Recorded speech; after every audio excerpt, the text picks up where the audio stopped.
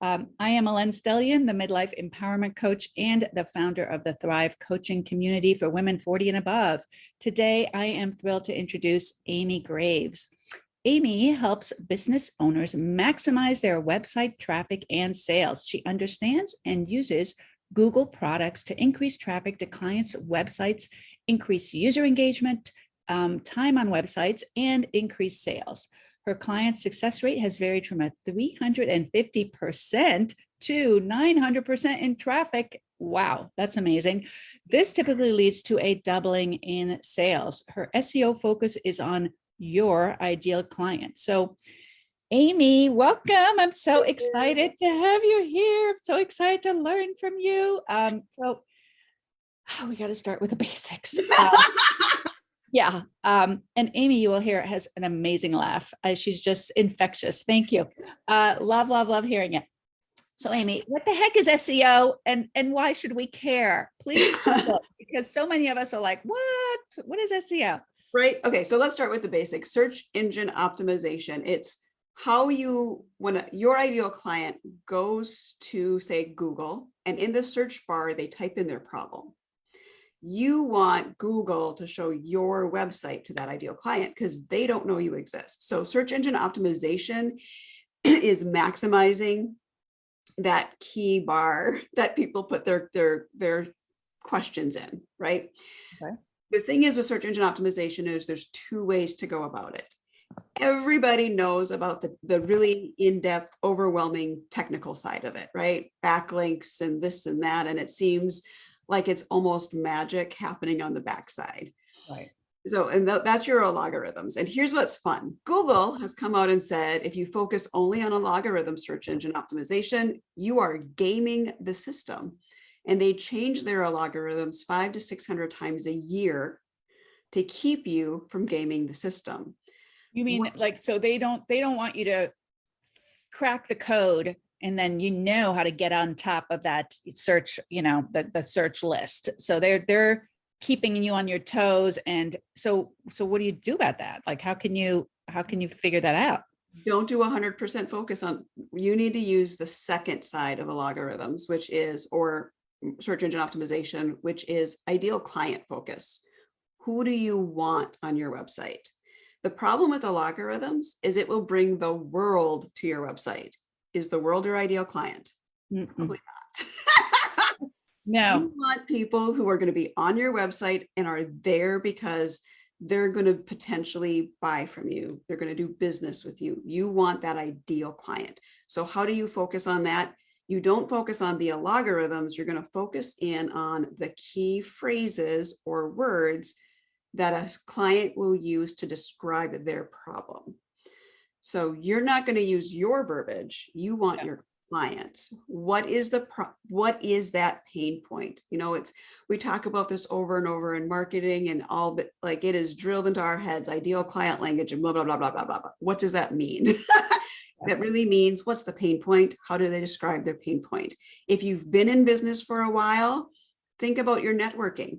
My messaging came through out of networking and hearing people describe what their problem was. And I'm like, I fixed that. That's the language I need to use, especially if it was someone I'm like, I really need, this is the person I want to work with. Right. Boom, that's the language you want to use, right? Because they have it. You're not going to use the exact same phrase. Like you're not going to use improve sales, improve sales, improve sales. You're going to find different ways. So you get a wider range of your ideal client to your website. So are you saying like, okay, my ideal client, let's say I feel lost in midlife, or my kids have left home and I don't know who I am anymore. So are you saying that's the languaging you want to use in your website so that your website features more highly in the searches, Google searches? So or are you writing like blogs about it, or like it's just anything? Okay. Anything you do.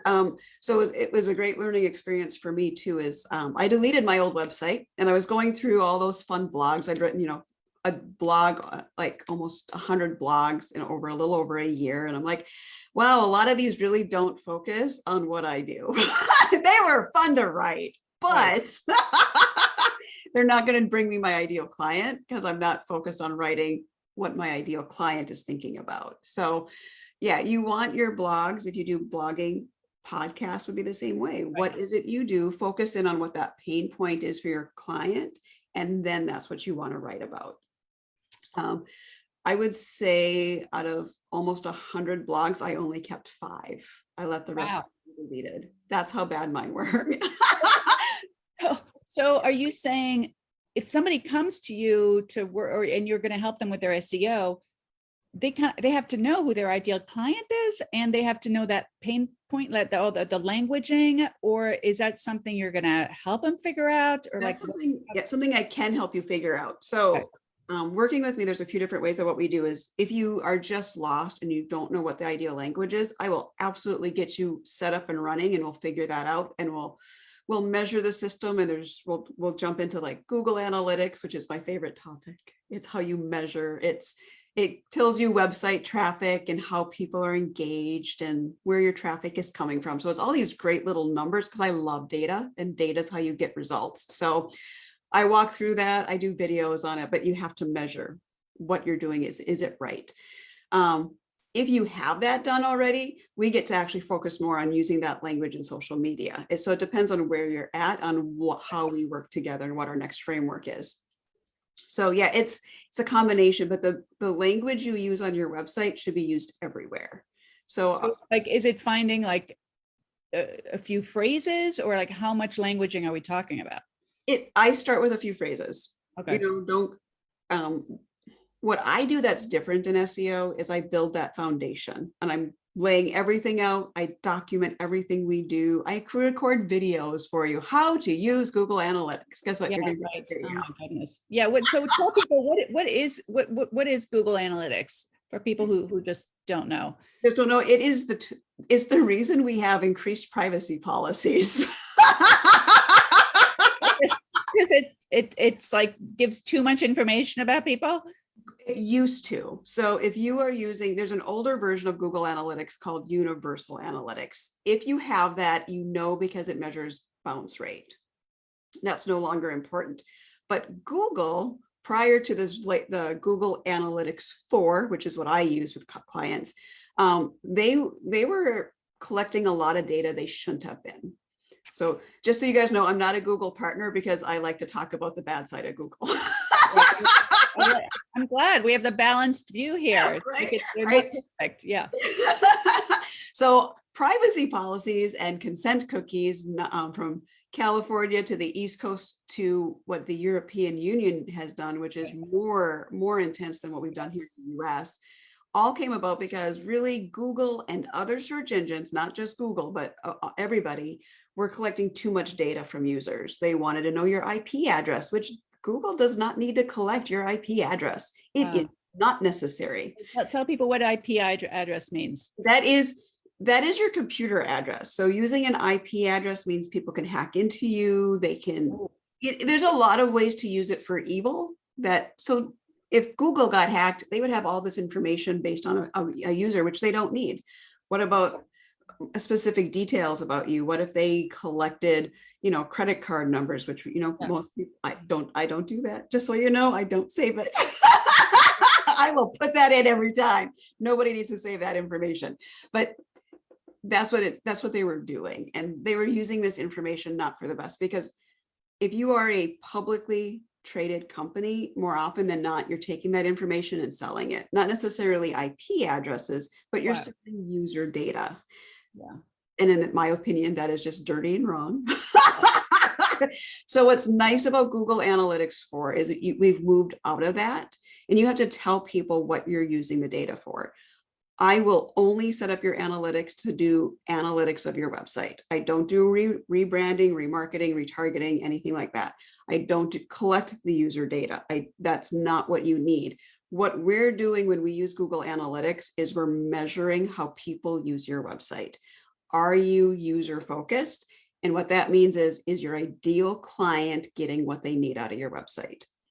And tell us some of the things that Google Analytics can show you, because I've been on mine and I've seen some of that, but I don't know if our audience knows. Yeah. Information you can get. Right, right. It's if it's universal analytics, you're not getting great data anyways. They weren't giving you the best information. So bounce rate, you have to throw out the window. The only information on universal you can use is go to your behavior and then behavior flow and look at the map. It's an actual map of how users went through your website. You don't know who it was. You just know some imaginary person out there went from page to page. The best data on there is where you want to start is look at your homepage. Homepage is your first green box at the top. It's got just the backward slash, right? On Google Analytics now. Yep, in Google Analytics. And what's going to happen is it's going to tell you how many people went from your homepage on or how many people dropped, right? So that's your bounce rate. How many people dropped after seeing your first page? And it'll show you how long they stayed on the page, right? Google Analytics 4, they do. So if you have a newer analytics account, they will show you that. In Universal, they don't. Okay. Yep. So with Universal, you just want to make sure that you've got 50% or more of your people moving through. So if 100 people see your homepage, you want 50 to move on to a second page. If like only 10 move through, you have to go back and work on your homepage because it's not hitting people the way it should. So wait, you keep talking about Universal, but I'm not like, isn't everybody have Google Analytics 4 or whatever the latest version is? Nope. That's not been pushed out that everybody has to be on it. Okay. So Google Analytics 4 launched October 2020. I jumped on board with Analytics 4 January of 2021, and every client then last year was on Google Analytics 4. I made that connection and did all that work, which is much better. And that's where you can see how long they were on the page, right? So if you have a really robust homepage, you want, people to be on that page at least a minute before they move forward, because that's where the info is. Right. You have like a super easy page that, people can easily scroll through. You probably want like 30 seconds. Okay. Right? At least then they're still stopping and taking, but that's additional data you won't get with the other one. And that's what I look at. So when I'm helping a client, we'll go through their website and I'm going to look at how long are people engaged with your website. Overall, you want at least a minute and a half engagement. How long is organic traffic, this traffic that just found you through all those search engines that we just updated, right? You want them on your page for at least a minute and a half as well. Moving through the pages that really get into the meat of your content and what you do, those you want, depending on how robust they are, but between a minute and 2 minutes on that page. You want people to take the time to be reading it and because then it's your ideal client. Right. If they're not taking the time, they're not your ideal client. And Google Analytics is free, right? Yep. I mean, it comes with, I think you just have to have a Gmail account and then it just, if you have do you have to have a WordPress site in order to use Google Analytics or any kind of URL? You just have to have any kind of URL that it connects with pretty much any website. The latest version of analytics does not actively, it's much harder to get Squarespace connected. Right. I have some people that I network with that I'm trying to help them with their Squarespace, and it's been 3 months and we're still trying to get it connected. But I think I found the problem. So got to wait a couple days here to see if I get a response back. Right. Is so easy to connect, and you get data like the next day. So you have to connect it. So it's not like you just press a button and there's your Google Analytics. You actually have to connect your website to Google Analytics in order to get the information, the data. And every website is different. I know I've been so frustrated because I tried to set up some Google Analytics reports, like once a month. I want to get the data in one. And it's like 5 different reports. I mean, it won't do like one report. I got to have a report for, how people, what the pages most people are going to. I have another report.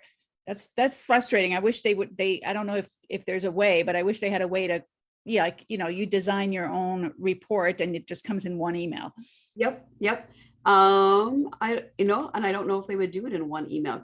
You would have to use Data Studio for that, which is a whole nother other thing. Yeah. A whole other, yeah. And Data Studio they're working on.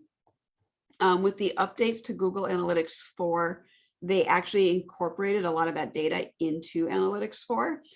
if you want, I can share my screen and show you what that looks like. Oh, yeah, that would, If that'd you be want. just to, well, maybe actually it would be good for you to show us, what are we talking about in terms of, I don't know, SEO, Google Analytics or whatever. So let me just make sure I've given you the screen authorizations here. There we go. Now you have it. So Yeah, it might be good just for people to see what are we talking about. yeah, yep. So here is, I'm not really happy with their home screen on this one. So I go to like report snapshot. So this is Google Analytics 4. And what this does is it tells you how many users you've had on your website, how many of them were new, and then how long these on average each person was on your website. So on average, I have a really small website right now. So the fact that they're spending almost 2 minutes makes me super happy. These are good numbers. I'm happy. My old website was Wix, and I maybe had 10 seconds worth of engagement because it's all about how you're focusing your website. And this is where search engine optimization is going to come in. But to talk about the report side of it, if you go to explore, and my favorite report is path exploration. Because right. Yeah. This will do a lot of that basic information at a quick glance. If it loads, there's so much data here. The thing is with this one is you want to go to step 1 and change it to page title and screen name. Okay. So that you get the actual screen name. So this is my homepage. So 75 people came in on my homepage. 4 people have come in on my contact page because that's, I have that out for people to reach me for speaker. About AMG is another page people came in, and then join our team that launched yesterday. So that's pretty good. So here's what I want to look at is I'm trying to figure out, is my website set up? I don't like the aesthetics of my homepage right now. So I'm kind of balancing are enough people moving through. So let's just round this up to like 80. So we just make numbers nice. So that means 40 people should have moved through and do not have half my people moving through the website.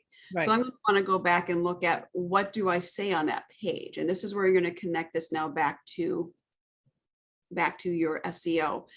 And I'm going to stop my share here for a second. Yeah. So I'm not getting half my people moving through, which means that people who are landing on my page really aren't my ideal client yet. I've made some changes. So I know Google's relearning what words to connect to my site. So I know it's a learning process. Aesthetics is a huge part of it though. Make sure it's pretty. Right. That is part of it. So I have to go back. I'm going to look at what are the words? What am I using? A lot of people come to me because, they've got this great website. They put lots of money into it and they're still not getting any clients from it. Okay. Right. That's where we're going to come in, and that's where I come in. So how do I get that language besides just saying that, which would be the best way, just say that, to get the right person to the website. So we've, one quick question before I get to Wendy we've had a few people join us. Wendy from Lexington, South Carolina, and Sunata from Cambridge, Massachusetts. Thank you. I'm going to get to Wendy's question in a minute. I did want to ask real quick, how do I know which version of Google Analytics I have? So it's all, if you go to your Google Analytics page, and bounce rate, it's the old version. Oh. If it says engagement time. Oh, that's a new version. Okay, good to know. Thank you. Yep. So Wendy here says regarding content, at least 2 minutes. She was reacting to what you were saying. You want at least 2 minutes for people to be on a page.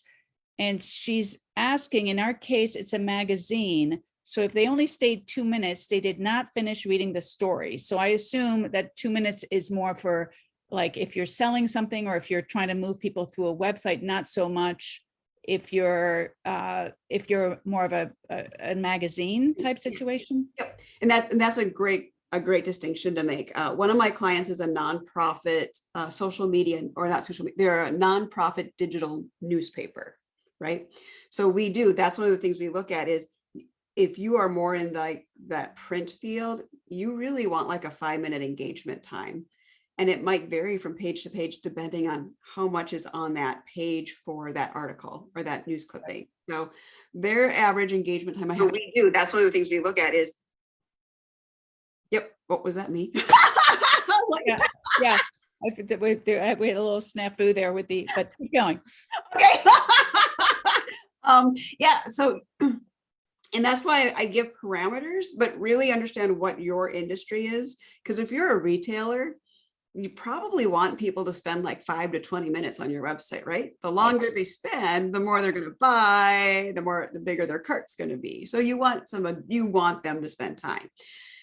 Service-based is, I deal with a lot of service-based. I started for retail, but I'm working with service-based. I do both, but yeah, you're looking at more of like 1 minute to 5 minutes because they're learning about you to determine, can they trust you to book that session?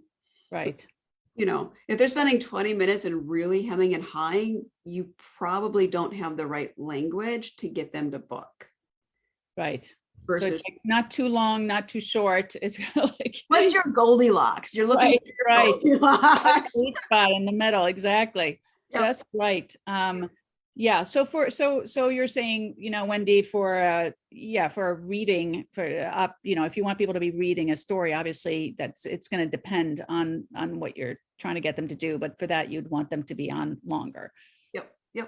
So you would just have to look at the individual options. Hi, Carolyn is joining us, and then Ineda from Oregon. Nice to see you guys. Let us know if you have any questions for Amy, who's our SEO maven. She's going to school us on SEO. All right, so we've got Google Analytics so that you can see what's happening. You can see who's coming from where, how long are they staying on, or what pages are they going to, what your most popular pages are. I think it gives you demographics too, right? Doesn't it? Yeah, demographics are much harder to collect right now. Okay. It depends on your site and if you're using Apple, or because Apple doesn't let the demographics go through, and so you do get some demographics. So for whatever reason, my digital newspaper, this is the fun story about them, is they are my only client that 90% of their clientele uses iPhone or Mac, but they're using an Apple software. For whatever reason, their demographic is 75% undecided. All right. That's odd. Yeah. You might get, I want to say they still get age, but you just don't get gender. And I'm looking at that as one of the possible scenarios here is they have a younger base who really are, very fluid gender, and they're not really identifying as a specific gender. So that could really be why it's coming up undecided, or it could just be all the blocks on what data that people are giving Google. So there's so many different ways you could work that, but yeah, it's the demographic information isn't as great as it used to be. Right. I'm okay with that. So if you're, and I know we've got some authors in the group and some writers, if you're working with either a publisher, an author, a writer, or somebody who's promoting her book, like how is that different? I guess it is a product rather than even though it's an experience, obviously reading a book, but it's different than a service. How do you work with somebody like that?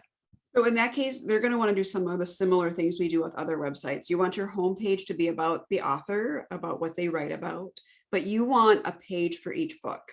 Or if it's a series, you want a page for the series of books. Really what you want to do is when search engines connect, they're not necessarily connecting to the entire website, right? They're connecting to a page that matches the best with that query. So if you are an author, people are going to be looking for, what books has this person written? And they're going to probably take you to the homepage.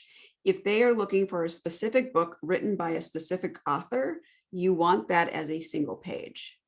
And then you can connect from there to Amazon, or if you're doing self-publishing, however it is you collect to sell that book will be listed on that specific page. So I've seen authors they have their author URL, which is their name, but then they seem to have a URL for their book also. And some, so it's I guess that's two different ways of reaching people through SEO. Yep. And I've talked to people who actually they help authors sell their books. And you really want to make sure that the name of your author name and the title of the book are connected. So if you have your name as the URL, you want the page, because then it's the authorname.com/name of the book. Oh, I see. Right. So it all ties back to the website. Yeah. And it's those little details. That's the techie side of it. That's Right. That's not as much fun to deal with, but that's the best way to get people. I mean, you can still buy the URL for your book and just have it redirect to the page under your website, right? Yep. Yeah. Yep. Exactly. That's interesting. Yeah, that's very cool. And so tell us a little bit more about how you work with somebody. Do you first have a call to see if it's a good fit, or and then what are the, how long does it take? What kind of results can they expect? So I do 6-month contracts when I work with people, but the first call I just call it the no pressure strategy session. I like that. No pressure. No pressure. It's not a sale. It's not really a sales call. It's more of, let's get to know each other, but I'm going to tell you what I can do to help your business based on what you have. We're going to look at if you have Google Analytics, we're going to go over that. If you don't have Google Analytics, the first step we would do when working together is I would set that up. We're going to look at your website, and I'm going to kind of look at how is it set up? And just from a user perspective, is it user friendly? And then the other thing we're going to look at is what I call the first step in SEO. And if you do nothing else for search engine optimization, you need to do this one thing, and that is create a Google business profile. For those of us that are old enough to remember, you would go to the public library or your school library, and you would go to the card catalog and pull up a fun index card. Right. Your business profile is your index card, and the website library, that is Google. I don't even know what is a Google business card. I don't even know if I've ever heard that before. I can show you. I can actually show me. Because it's way easier, right? So a Google business profile. Okay. Oh, it's telling me what I need to do. Google updated the last 2 weeks of December, their business profile. It used to be called Google My Business. It is now Google Business Profile. So what's really cool is they now show you what you look like on a search engine. So someone is organically looking for you, right? And Google's like, oh, you need to know about this business. Right. So let's go to search. And this is what would happen. Google would say, you need to work with this company.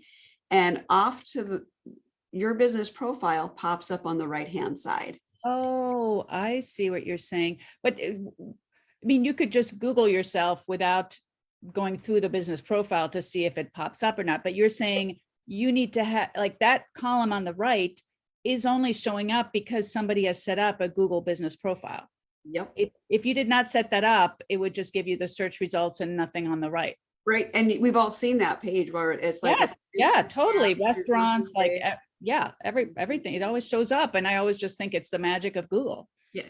It's not the magic of Google. Someone had to do the work. I had no idea. That's a great tip. And I think this is your gift to the audience too, by the way. Yep. So my gift to the audience is if you set one up and do nothing else, that is a basic profile, right? It's out there. Google at least knows you exist, but if you don't keep it up, Google won't go to it. Like everything else, you have to maintain it.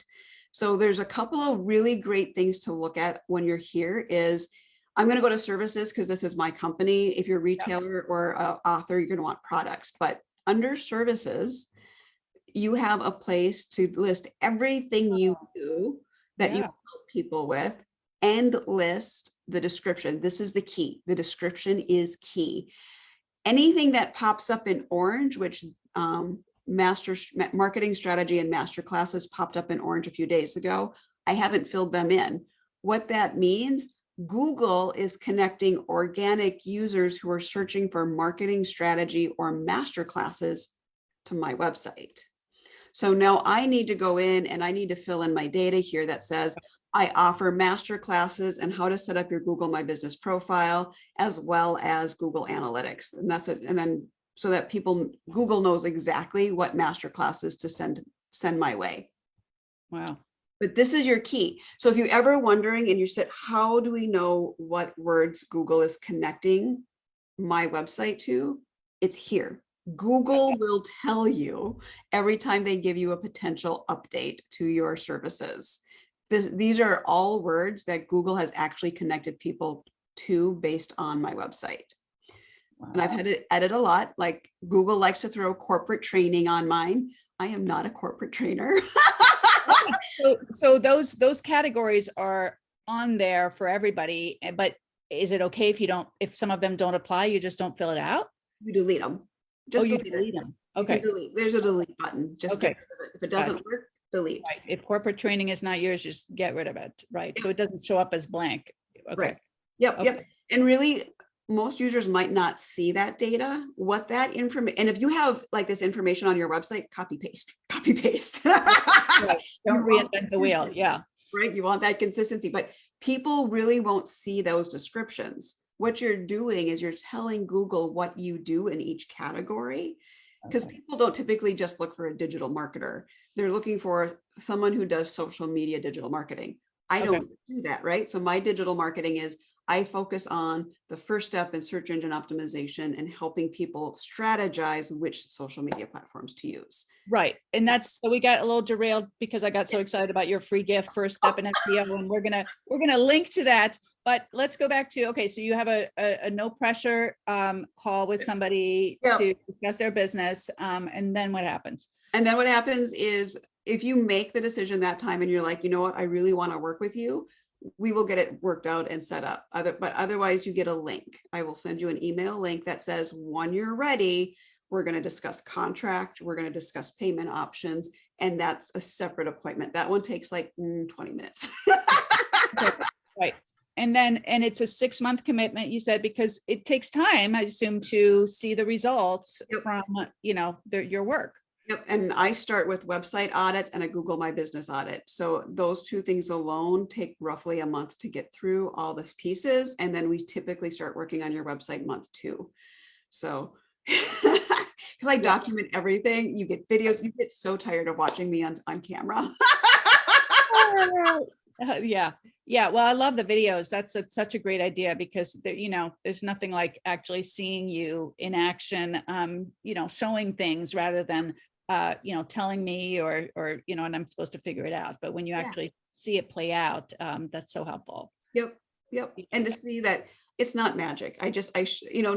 Nobody has time to do what I do. So that's what I'm here for, is to help, because people need to survive.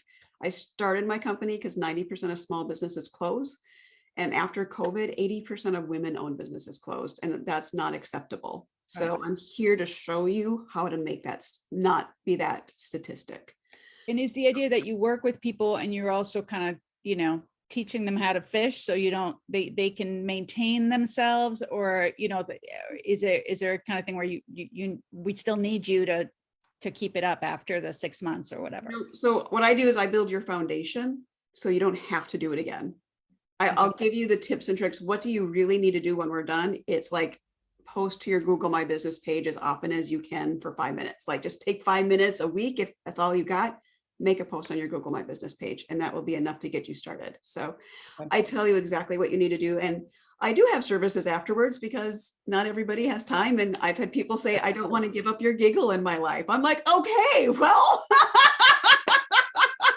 I know it is infectious. So, wow. Yeah. My goal is to train you to do what you need to do for the next step, so you're not falling behind. So I build the foundation, and you can do what you do for marketing afterwards. We'll just grow on it. Wow, that sounds amazing. Well, you have given us so much to think about, so many concrete tools. I love that first, that was real aha for me. I got to go see. I don't think I have a business, Google business profile or whatever. So I'm going to do that. I'm going to be downloading your free gift, which is firststepinSEO.com. And I'm going to add the link to Amy's website so you can learn more about her services and sign up for that first no pressure session. Yeah. And also the link to her free gift, so we understand how to set up a Google My Business profile. But I really appreciate you being here, Amy, and sharing so much value with our viewers. Thank you. Thank you so much. This was so much fun. I love giving stuff away. So I know, you're so generous. I appreciate it. And thank you everybody for joining us today. We had quite a few of you here. We hope you got a lot out of this. Do not forget to check out the links I'm going to be adding to this video, and continue to watch for more videos coming weekly or as often as I come up with wonderful guests like Amy. So until then, be well, stay safe, everybody. See you soon.